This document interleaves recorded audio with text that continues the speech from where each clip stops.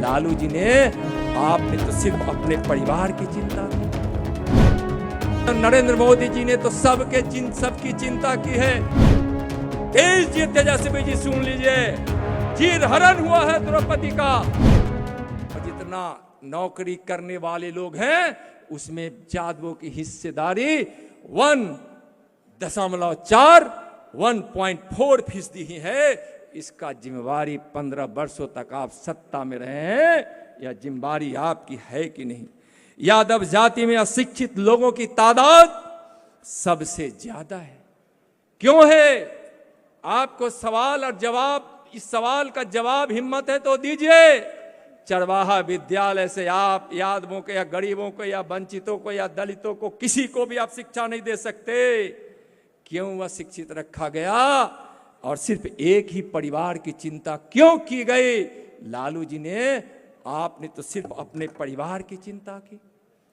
Bharatiya Janata party ने और नरेंद्र मोदी जी ने तो सबकी चिंता की है।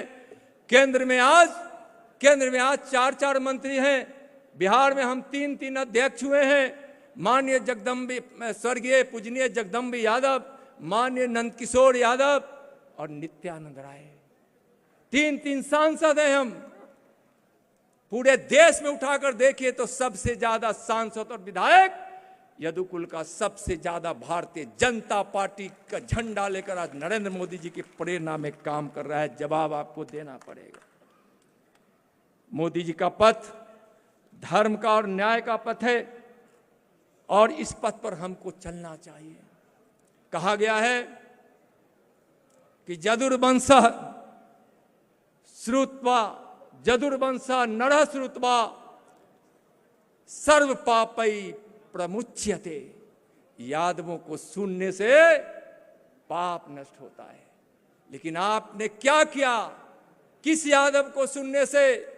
उस यादव को सुनने से जहां यदि कोई मां बहन पर हाथ उठाए, अगर वहां अपना खून पसीना और सर कटाने के लिए कोई यदुवंशी तैयार नहीं है, इसका मतलब आप यदुवंशी नहीं हो। भारत की रक्षा के लिए, भारत मां की सेवा के लिए, गौ माता की सेवा और रक्षा के लिए, गंगा की पूजा, गायत्री की पूजा, गीता के उपदेश को मानने वाला यदुवंशी पवित्र हृदय से अगर बोलेगा तो उस समय पाप भी दूर चला जाएगा। भाइयों बहनों, मैं अब बहुत कम समय है, मैं अपनी वाणी को विराम दूंगा। देश का पहला प्रधानमंत्री माननीय नरेंद्र मोदी जी जो लेह में जाकर बोले कि मैं उस भगवान कृष्ण का पुजारी हूं जिसके हाथ में सुदर्शन चक्र है, तो वह मुरली का बजवैया भी है। आइए, वैसे प्रधानमंत्री जी पर गर्व कीजिए, वैसे भारतीय जनता पार्टी पर गर्व कीजिए जो आपको विराट रूप दिया है। एक बात मैं और कहूंगा, कैसे प्रेम के पुजारी हैं। सुदामा और कृष्ण के प्रेम को कौन नहीं जानता है। तो हम महाभारत की लड़ाई को भी हम स्वीकार करने वाले हैं। नीतीश जी, तेजस्वी जी सुन लीजिए, चीर हरण हुआ है द्रौपदी का। आज यस बिहार में भय का वातावरण है, अन्याय हो रहा है, अत्याचार हो रहा है, गरीब सताए जा रहे हैं। भारतीय जनता पार्टी को महाभारत भी स्वीकार करना पड़ेगा तो महाभारत करेंगे। लेकिन इस दुशासन और रावण और कंस की प्रवृत्ति रखने वाले इस सत्ता के नेताओं को 2024 में भी पराजित करेंगे और 25 में भी पराजित करेंगे।